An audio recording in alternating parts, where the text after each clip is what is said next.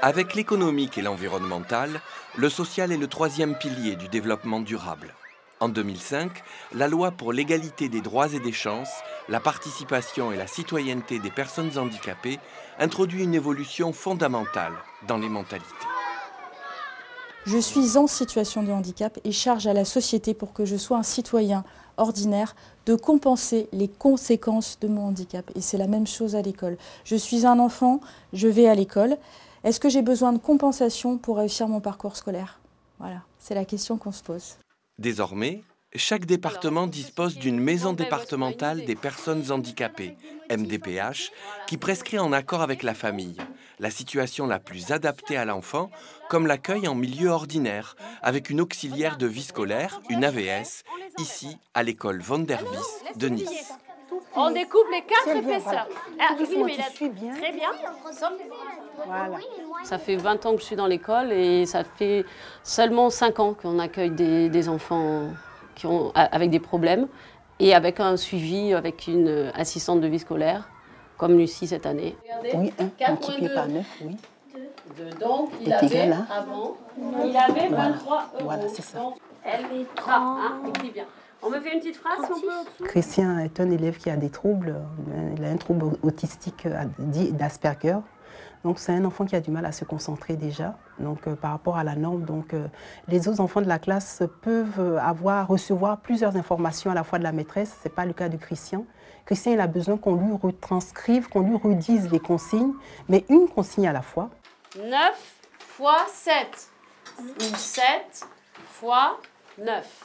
Combien ça fait? Moi, mon but, c'est passer plus de temps avec Christian, parce que ce que la maîtresse n'a pas le temps de le faire, parce qu'elle a quand même 28 à des fois 30 enfants dans la classe. Elle aimerait, mais elle ne peut pas le faire parce qu'elle a l'attention, elle a besoin de l'attention des autres élèves dans la classe. Donc moi, mon rôle, c'est être à côté de la maîtresse. Mais rien, je ne fais rien sans l'accord de la maîtresse.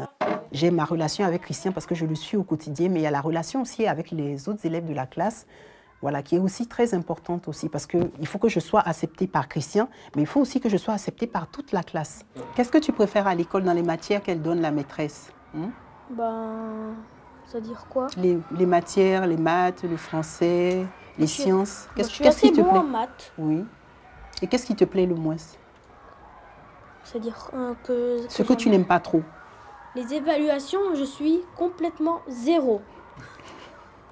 Oui, tu es complètement 0 parce que tu as du mal à te concentrer. Hein?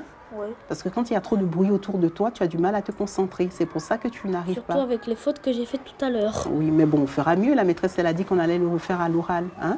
Florian, tu peux lire le dernier problème? C'est très bien ça. C'est très bien, ouais. Tu vas me donner ton opération après. Hein? On va laisser finir. Tu vas donner ton opération. Actuellement, dans le département des Alpes-Maritimes, il y a 1400 prescriptions, c'est-à-dire c'est la Commission des droits et l'autonomie qui prescrit les AVS et charge à l'Éducation nationale de mettre tout ça en œuvre. Donc c'est plus de 1400 prescriptions aujourd'hui, ce qui représente 800 personnels. Eh bien, on va le faire ensemble, c'est pas grave. Sur les 1400 prescriptions, on a 30 enfants qui ne sont pas accompagnés. Le parcours du combattant des parents, c'est ce qu'ils décrivent. C'est au-delà des questions budgétaires. Ils ont souvent l'impression, effectivement, qu'il faut tout le temps se battre.